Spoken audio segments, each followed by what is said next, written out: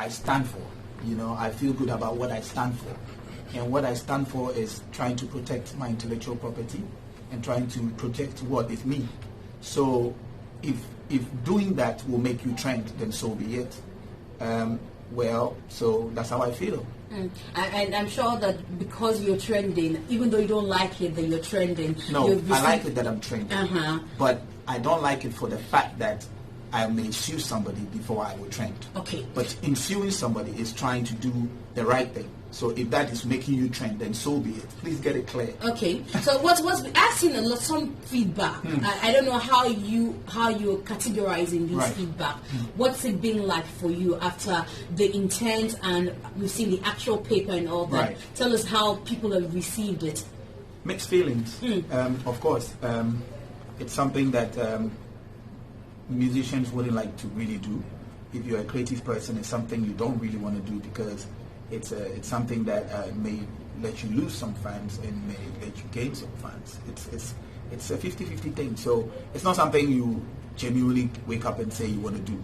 But I mean, when it gets to the point where you have to do it, then you obviously have to do it. And now that it's in court, you don't really have to talk too much about it. That's true. But the thing is, yes, it's true that it has happened, and we're hoping that the right thing is done. For a lot of people, some of the comments that I read, some people were quite disappointed because they said that this young artist, Wizkid, had said that he looked up to you back in the day, and I'm sure that it's even part of looking up to you that got him picking from that song. You don't feel that was enough? Looking up to you was enough inspiration for him to have taken your words and done something with? Okay, so when you build a house and children come to play in your house, and they pass and say, this house is nice. One day when I grow, I'll build one. And they don't build one, they're still yours. You should be happy to say, take it away. My kids don't matter. That's what intellectual property is. So please, let's understand this. This is like something I have created. It's my property. So if you want to use it, you can ask for permission. Now, if I decide to give it to you for free, fine. If I decide to let you use it and take digital distribution royalties and stuff, fine. But if you use it and just use it for using sake and expect me to be quiet, that is not on, because I paid so much money, I worked on it, I promoted it before it became what it was. So, of course, there's been some sort of financial stuff going in there. There's been some sort of hard work being put in there. I mean, that song was created by two fantastic engineers. One was Omololu from Nigeria and Quick Action from Ghana. And it has two fantastic artists, 22 and TiC. So that particular song is made out of gold, and it has two nations combining to create a special thing. So it's not just a song, it's a song that brought two nations together. A groundbreaking song that created the bridge between Nigeria and Ghana music and put Ghana music on the map in terms of, cripping Nigeria, at their backyard. So that is a historic music right there. Maybe you don't see it like that, but that's how I see it. Well, I'm asking the questions. I'm also going to ask you, because I've heard you say that there was a point that you guys had the opportunity to Jojo, and you didn't just like what was coming from the camp of Wizkid, what they are bargaining to give you. Is that true?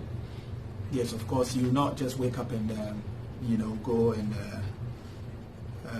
sue another musician. So of course there'll be some talks going on, but we thought it wasn't clear. We also thought there was no seriousness, because our frontman at a point met with them at Echo Hotel, and they were supposed to have a meeting. So long as I'm concerned, he even the team and Wizkid himself invited him, one late evening to his hotel room. And when he got there were so many people, so they decided to do it the next day, and the next day nobody gave him a call, which I am sure DJ Tunes was also supposed to be in town. So that was the agreement, and it never happened. And days after days, nobody contacted him. So it never happened. And even before that supposed meeting, I was in the States, and I was contacted by DJ Tunes. He was like, "Yo, Baba, we have your thing out there, and we just want to say big up and blah blah." I say, "Oh, that's nice." so what's up? What's the next thing? You know, it's like, yo, me and Wiz, we're gonna go to London, and I'm gonna try and link you up once I'm back. I'm saying, yeah, I'm gonna be in New York too. So I mean, yeah, we can link up, and it never happened. You know, and when I was in Ghana, there were several WhatsApp here and there. You know, there's been emails, you know, with their lawyers and my lawyers proposing what we feel should happen, and it's still open for discussions. It's not like, yo, this is it and that's it. And there, at some point, there was something that we could call some sort of an agreement. And then another lawyer pulled a surprise and said, look, nothing is really happening. And so the whole thing became confusing. And when it was getting serious, I truly remember that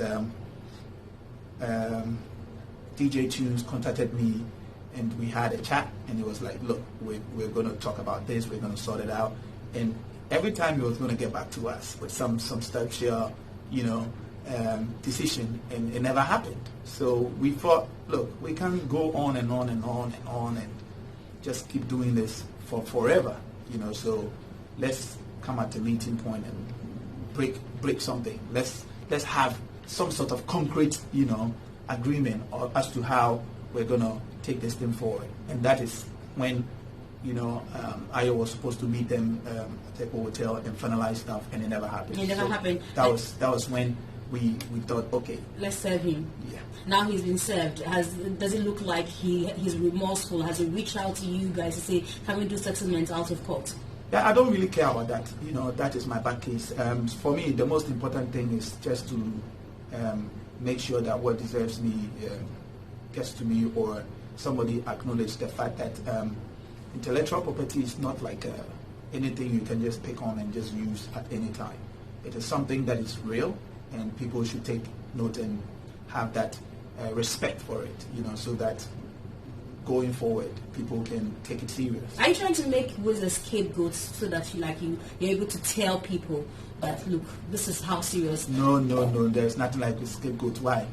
Why would he be a scapegoat? No, I don't like that. I don't like that word. I love his music. I mean, I should be honest with you. He's a fantastic artist, and he's cool. I mean, I like the sound of him, and I dance to his music. My baby loves his music so much. You know, when I had a nightclub, I play like non-stop 1 hour of his music. Wow. So he's I'm a fan, you know. But I mean, it's something that one needs to do. This is just the reality, you know. So there's nothing like scapegoat. I'm just defending my rights. There are people also who think that, look, you were successful with Malcolm, so this is another one for you to milk some money, you know, with your works, because it looks like, oh, Malcolm, yes, you won the case, you got some money, and you want to do this one as well. What would you have done if you had I'm something? not a musician. What would you have done? And again, I'm asking these questions from, you've seen. No, but I also ask you a simple question. What would you do if you're being taken for a ride? Until I get there, I will not know.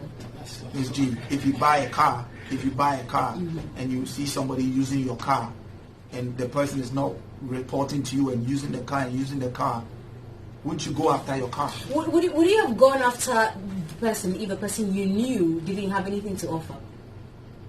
Yeah, why not? Let me tell you a story. One guy from Kumasi, from YFM, sent me a song that somebody has sampled, and it was the song you played with Papi Kojo. And I asked who it was, and he said it was his boy coming up. So he even came to my restaurant in Apradi and had a meeting with me and said, oh, my boy just wants to use this song. And I said, look, no way, because this song, I just did this song, and I'm just promoting this song, and you want to do a cover. So who owns the song then? I mean, if the song comes out after some years and everybody knows that's my song and you want to do that, then perhaps I may give you, but the song is fresh. I just done the song, and so tell him if he tried to use the song, I will sue him. So it doesn't have to do it, because I'm asking this. I've seen comments on the street that yeah, but comments are comments. That's what I'm asking you. That doesn't mean that it has to be reality. But I have to ask you the question. So you are supposed to give us the answers, because people think that it's the magnitude of the artists involved. That's why you and Tony. Ask everybody asking those questions. That when they build a house, like I said, and people come and play in the house, children like they play in the house, and after when the house is there, okay, and now the people grow. And they want to say, I want to build some of this house when I grow. and then they grow and they don't go and build another house.